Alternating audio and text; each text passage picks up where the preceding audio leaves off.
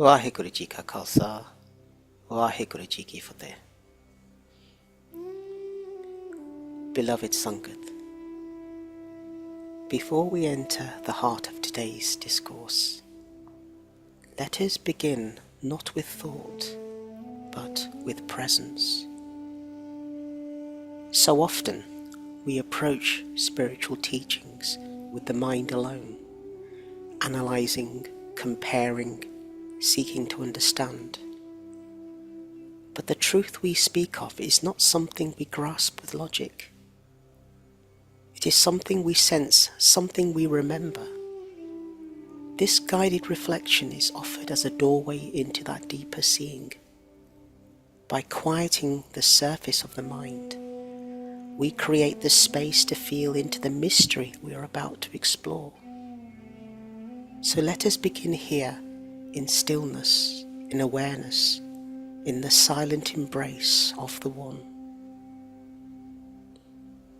Please, sit comfortably with your spine upright but relaxed. Let your hands rest gently in your lap. Close your eyes if that feels right, and simply notice you are here. Let the breath come and go naturally. There's no need to control it. Just watch it, like a wave rising and falling. In and out, in and out. And now, beloved Sangat, turn your attention inward. Notice the thoughts that arise, perhaps about this moment, about your day, about the past or the future. Don't push them away, just observe. Watch them rise and dissolve, like clouds drifting through a vast sky. Now ask yourself gently, who is watching these thoughts? Now, don't try to answer with words. Just feel into the One who is aware. You are not the thought. You are not the emotion. You are not the story. You are the space in which all of this appears. You are the silent witness, the presence behind the person. And now feel into your body. Feel the breath, the weight of the body, the sensations in your hands and your face. All of this is known to you, appearing within awareness. But this awareness has no edge, no shape. It is not bound by skin. It is not separate from the world around you. And so we ask, where do you end and the world begin? You may begin to sense there is no boundary. The breath of the trees becomes your breath. The thoughts of others ripple into yours. All of it is one movement, one being, one vast dancing reality, appearing as many, but always only one. Let go of trying to understand. Let go of trying to grasp. Just rest as the presence that is always here, before thought, beneath name, beyond form. This is your true nature. This is the Jyot, the light Guruji spoke of. So rest there.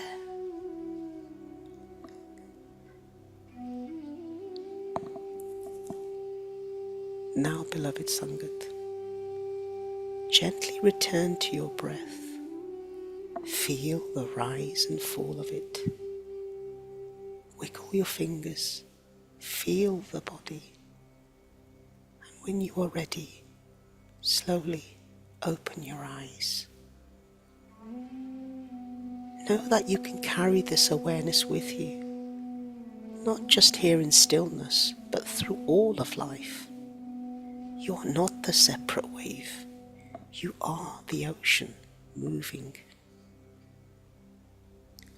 Beloved Sangat, today I offer these words not as a teacher, but simply as a fellow traveller, one who stumbles, listens and learns just like you. The reflection we've just shared is not the end of the journey, but a way to soften the heart, to settle the mind, and to listen more deeply. And now, with that spaciousness awakened in us, let us turn to the discourse, not as a lecture, but as a shared contemplation. Together we'll explore some of the ideas and questions that arise on this path. Who are we really? What binds us to suffering? And how might we live more lightly in this world while still walking with presence, love and truth? So let us begin. Beloved Sangat, fellow sparks of the infinite, today we set our sights on the most curious idea, one that lies at the very heart of the human experience, the sense of being a separate self. From the moment we are born, we are taught to identify with a name, a role, a story, a little me living in a vast world of not me. And yet, if we look closely, if we quiet the mind just long enough, we begin to sense that this boundary between self and other is not quite so solid. It wavers like the edge of a wave in the ocean. And so our question today is not just philosophical, it's deeply practical. Who are you, really, when you stop clinging to the idea that you are separate from everything else? You see, from early childhood, we are conditioned to believe that we are little minds locked inside little bodies, an observer behind the eyes, a thinker behind the thoughts. And this illusion creates immense anxiety, because if you are separate from the world, then the world becomes something you must control, survive, fix or escape from. Life becomes a struggle, your life, your problems, your achievements, your suffering. But beloved, Guruji reminds us, you are not a drop in the ocean. You are the entire ocean in a single drop. The self you think you are is but a ripple, a useful fiction. When you look deeply, you will discover there is no hard boundary between you and the world. Your breath is not yours alone. It's the trees breathing with you. Your thoughts are shaped by language, culture, history. Your body is made of stardust, of food grown from the earth, of water older than civilization. So where do you end and the world begin? Now, don't mistake this for some abstract theory. This realization is profoundly liberating. When you no longer see yourself as a separate ego trying to control life, but instead as life itself, momentarily appearing as a person, you should begin to relax. The burden of self-importance lifts. Compassion arises naturally, because the suffering of another is not separate from your own. Service becomes joy, not obligation. You begin to play the game of life rather than endure it. This is what Guruji points to when they speak of becoming Gurumukh, the one who turns towards the Guru, towards truth, and away from the illusion of separateness. The Gurumukh sees the one in all and all in the one. There is no other, no enemy, no division, just waves dancing on the surface of the same infinite sea. And so, beloved Sangat, If the self is just a temporary pattern, like a whirlpool in the river, then what are we holding on to? What are we defending? What are we afraid to let go of? Let's sit with these questions, not to find rigid answers, but to let the illusion unravel. And in its place, may we discover the quiet, joyful truth that we are not isolated creatures in a hostile universe, but expressions of a living, breathing wholeness. We are the divine, playing the part of a person for a little while. And so, beloved, let us now go deeper beyond the metaphor, beyond the poetry, and really sit with this question of the self. Because this illusion, this persistent sense of being a separate I, is at the root of so much of our human suffering. You see, most of us go through life under the quiet assumption that there is a thinker behind the thoughts, a doer behind the actions, a little manager sitting somewhere inside our heads, directing the flow of life. But if you pause, if you turn inward with your awareness, you begin to notice something stranger. The thoughts think themselves. The breath breathes itself.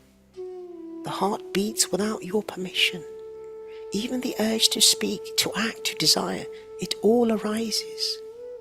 Now you may say, but I choose what I do. Do you? Or do choices simply appear as a next step in a chain of causes stretching back long before you were born? What happens when we let go of the idea that we are in control? Not in a fatalistic way, but in a way that recognizes that life is not something we possess, but something that flows through us. You don't drive the universe. The universe is driving you. The river flows, and you are a shape it takes for a little while. This realization can be unsettling at first. The ego doesn't like to be seen as an illusion. It wants control, recognition, solidity. But once you see through it, once you realize ego is more like a mask than a face, what opens up is a sense of vastness, a freedom. The burden of having to be someone drops away. You don't disappear. You just stop trying so hard to prove your existence. And this is where the teachings of the Gurus becomes profoundly clear. Shri Guru Granth Sahib Ji Ang 441 Mantu Jot Srop Hai Apna Mool Pachan. O my mind, you are the embodiment of the divine light. Recognize your own origin. Beloved, the separate self is not your true identity. It is a role you've worn like an actor on a stage. And when the actor remembers that they are not the mask, but the being behind all masks, then a profound peace arises. You are no longer entangled in the game. You're still in the play. But now, you know you're playing. And this knowledge changes everything.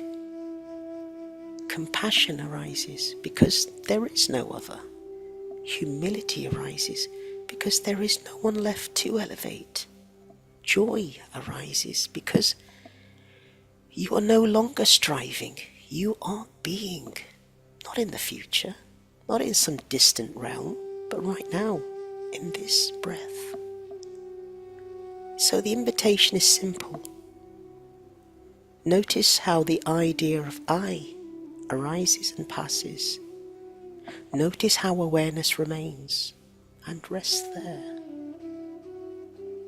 Watch the play of life without becoming tangled in the roles. Serve, love, create, engage, but not from a place of ego, from a place of deep knowing that the one acting through you is the same one that breathes the trees and spins the stars. And when that is seen, not just understood, but felt, there is nothing left to fear. Because the self you thought were has vanished.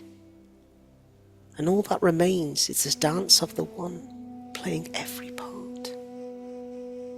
And so, beloved, let us now continue, not by reaching for more ideas, but by deepening our seeing.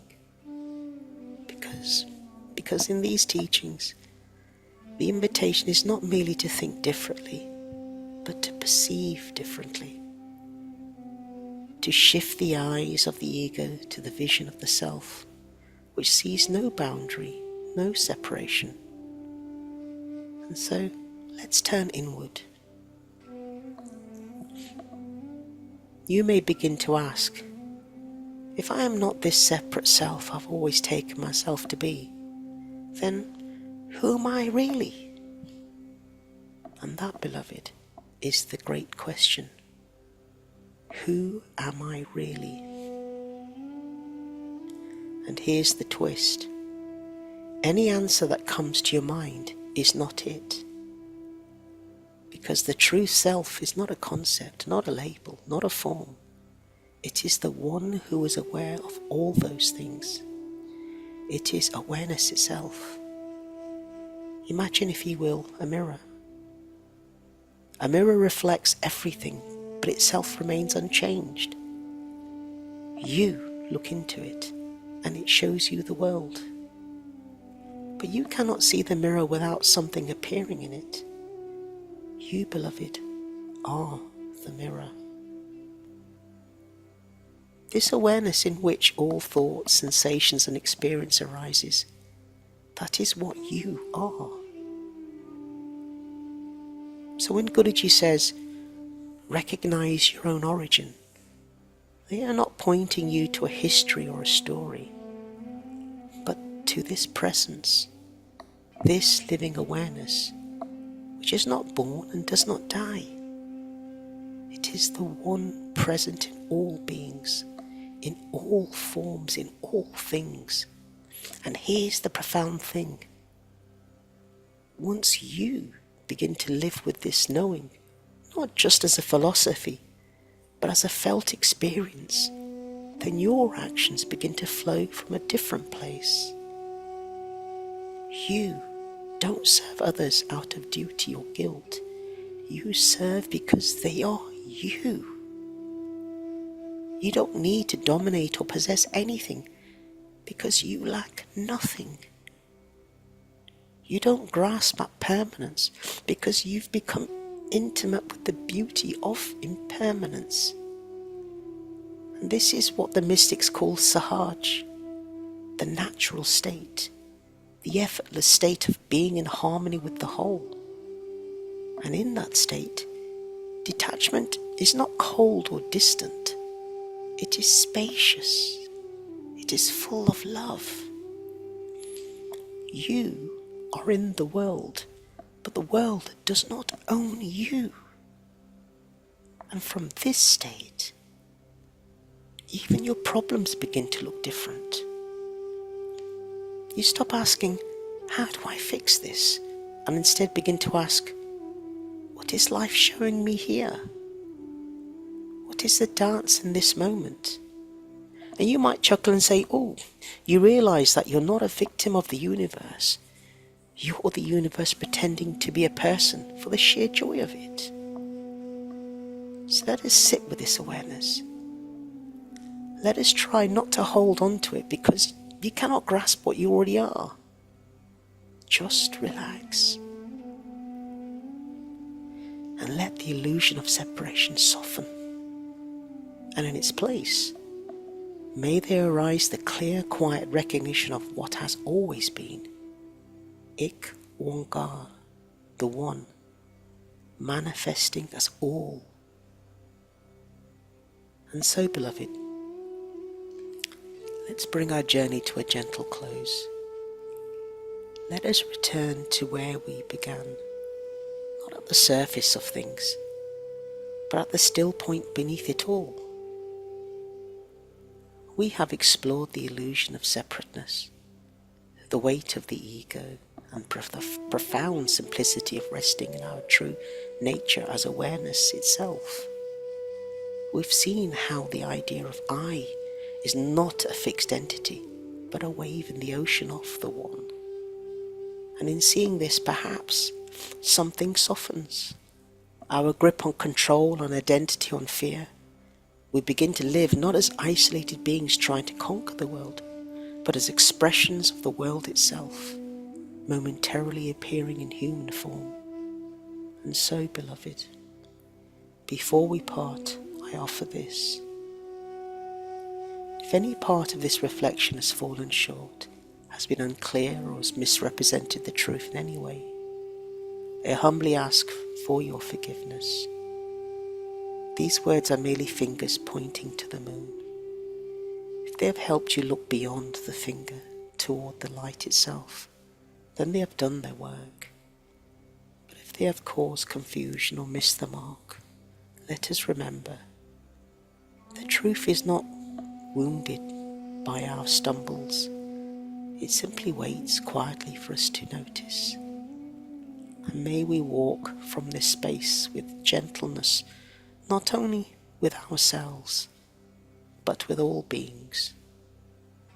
May we remember that we are not here to escape the world, but to live in it fully, with open hands and an open heart, seeing the one in the many and the many in the one, because this is the path, this is the play, and you, beloved one, are already it.